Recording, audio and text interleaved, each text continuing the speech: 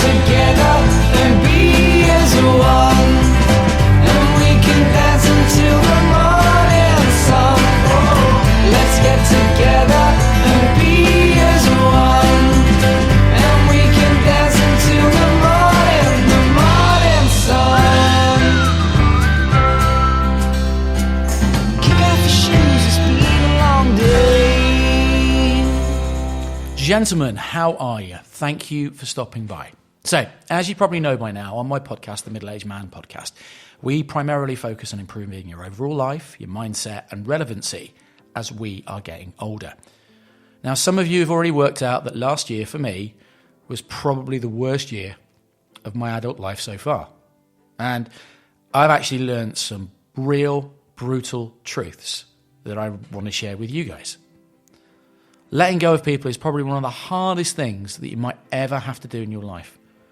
But it's a brutal truth that you have to face if those people really aren't good for you. And that's what I'm going to be talking about today.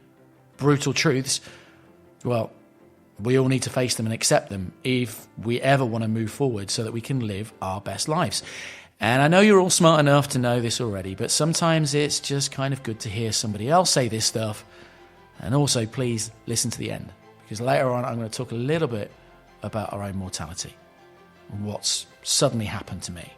But don't worry, it's nothing too crazy. So just sit back, relax, and enjoy. Right. Now, letting go of family and friends, or even relationships, it sucks. And it's really hard to do. But the fewer toxic people and negative people and leeches that you have in your life, the better off you're going to be. I mean, they might otherwise be a really great person. I mean, we might even put them on a pedestal of some kind. But they're just not great for you. And when you finally make the decision to start improving yourself, you'll start to recognize the people that are holding you back or making you a part of their plans. Let them go. Because everybody isn't for you, and you're not for everyone. Now, I know that last bit's a bit of a fact, and I'm actually going to go back to wearing that as a badge of honor, to be perfectly honest.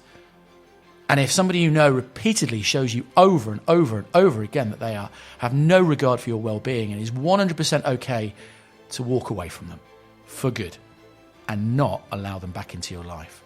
Hell, I even had an ex-girlfriend that used to kick the crap out of me, which is a story for another podcast probably, but when mine and Nat's relationship ended, she managed to send me an email laughing her fucking head off.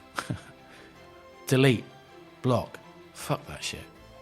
Think of it this way. If you loan somebody £100 and you never see them again, yeah, it was worth every single penny. The next brutal truth is that time is precious.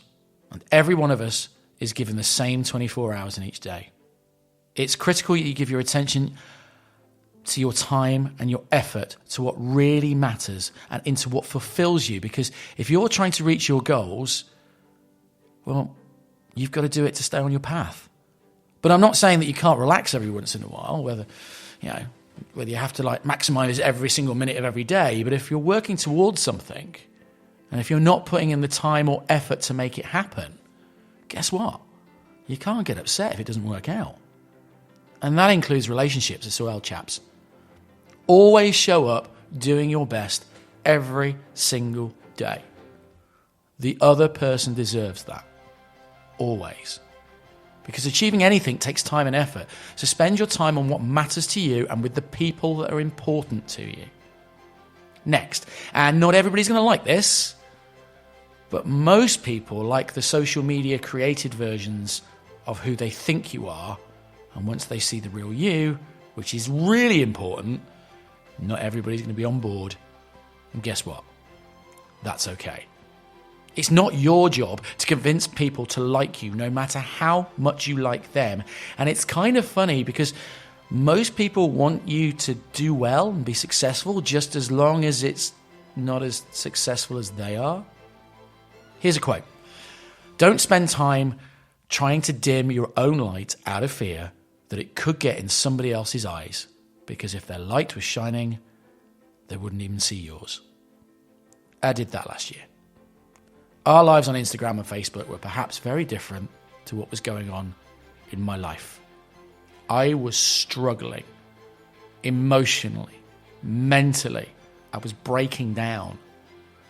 Yet there I was, living a life of perfection on Facebook and Instagram. Here's one more. No one who is winning has a problem with somebody else winning. If you have people in your life that have a problem with you winning, they're really not good for you. Now, the next brutal truth is that, well, guess what, lads? Life just isn't fucking fair. And it's really freaking hard. And some people seem to get it just everything passed to them, while the rest of us have to work our asses off just to keep up. But I say a really quick one. One of the tools that you have in your toolbox to increase your confidence and look your best is a grooming system. Always look your best. Clothes, skin, teeth, hair. Hell, I've had people and women recognize me in bars locally because of my hair. Well, my hair is pretty well in quiffed, has to be said. Quiffed to fuckery, as one person said. And it's really great talking point. The next brutal truth is that some people just have it better than you do. But you have to remember that you also have it better than other people. Something my ex might want to take a note of. Stop comparing yourself to other people because it's a huge fucking depressing waste of time. And you know already that every time you start looking on Instagram, you start wishing you were more like that guy, you're more like him, you're more like that other bloke.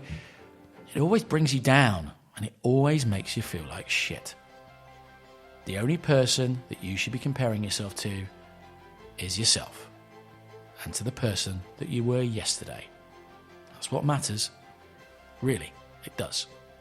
Okay, next is people are going to try and walk all over you. And they'll try and test you to see how far they can push you to their own advantage. They'll test you to see how much mistreatment that you are willing to take. And whether you realize this or not, we all teach each other how to treat us. So if you act like a fucking doormat, that's exactly how people are going to treat you. This is something that I regret because I know I didn't treat Nat the way I should have. It's a huge long ass story. But I know I didn't show up for her 100% of the time, or for her folks. Something that I've got to deal with and I will sort. But you need to set up yourself some boundaries and don't allow people to cross those boundaries. Learn to trust yourself because the reality is people can and they will let you down if you rely on them too much. You are the only person you can fully rely on, my friend. And with that, you're the only thing standing in your own way of achieving anything that you want. I want to caveat that, by the way.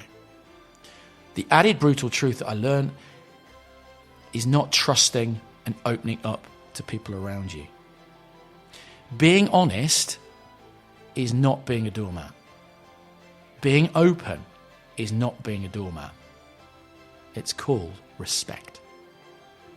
Okay, the next brutal truth is that you're not entitled to fucking anything. Not a thing. Like it or not, no, you're not entitled to a damn thing. Now, maybe you feel like you're entitled to a promotion at work because you're always the one that's putting in the overtime, all those last-minute projects, and you're also a really good team player around the office. But the brutal truth is you're not entitled to it. Well, maybe your boss doesn't see your value. And if that's the case, maybe it's time for you to just move on and find another job. But even then, you're still not entitled to any special treatment or any privilege. I found that out. Looking for a new job after my business failed. Hell, I got a CV with more experience in 30 years than most will get in lifetime. But because I'd been self-employed, fuck it. I'm entitled to nothing. So now I'm back fighting the good fight as a self-employed person again and running my own business once again. None of us are entitled to jack shit, my friend. None of us. Sorry. Okay, coming in next, and hopefully I won't get cancelled for this, but what the hell? But it's that dating is just complicated and women are just confusing. Women might say they want one thing and then they give it to them and then they'll say, well, I want something else. And it's like a moving target. And right when you think things are going great, she's going to pull the rug from underneath your feet, ghost you, show their true colours, and then you're left wondering what the fucking hell happened. But I also realise that this happens on both sides. And the whole dating thing right now, It's just a weird, weird place for both sides. But hey, I think I'll leave it there because it's probably a topic for a whole other podcast. All right, the next brutal truth is that fear gets in the way of you living your best life, and fear is the key component to why we lie. You see, fear is just an emotion. It helps us identify and avoid threats to our own personal safety. But what if it's not about personal safety? What if it's fear of rejection or fear of being laughed at or maybe the fear of trying something and not working out? I mean, if you think about it, most times fear isn't even fucking real because the thing that you fear hasn't even happened and it's not likely to happen. So try to work on recognizing fear for what it really is and don't let it stop you from doing the things that you want and doing the right thing by the people that matter to you. All right. Next. We're all going to die. And none of us know when that's going to happen. But we don't sit in the corner freaking out about it or spend every single day worrying about dying. Like, oh my God, nothing else matters because I'm going to die. No, that's not actually what we do. We get up, we put one foot in front of the other, and we make things happen for ourselves, no matter how painful it seems or feels. And this next bit is really personal. I'm not going to lie. At the end of last year, I tried to drink myself to death. I lost everything. I lost my best friend. I'd lost my beautiful fiancée. I'd lost my home. I'd lost respect from people that I really cared about. I was on my own. I was lonely. I was desperate. I'd lost my business. I had family issues last year that I really can't even go into as open as I want to be on this podcast. I can't tell you the traumas that hit me in such quick succession last year. But eventually I sat down on January the 2nd and I tried to drink myself to death. And I say this because if you're sitting there right now and you're about 45, if you think about it, your life is only half done.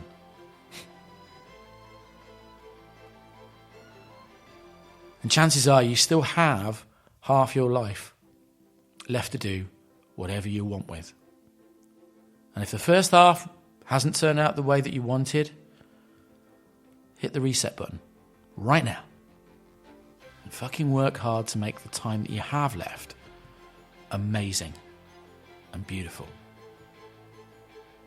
All right, and the last thing. There is no such thing as perfect time or the right time. If you need to go fire somebody, you just go and do it. There's never going to be a good time because, of course, that other person is going to be devastated regardless. Maybe you're trying to work on your fitness, but you're waiting around for your friend to join the gym, but they just haven't. So guess what? You go and join the gym because everything else is just a fucking excuse. Maybe you've got a secret crush on someone. You want to go and ask them out. There's never going to be a perfect time. Now is the time. And look, one more thing. If you've made it this far in the podcast, please tap the subscribe button, leave me a review, and be in with a chance of winning 50 quid's worth of Amazon voucher. And as always, my friends, thank you so much for listening. Live well, much love, be brilliant, and kick off your shoes. It's been a long day. Kick off your shoes, it's been a long day.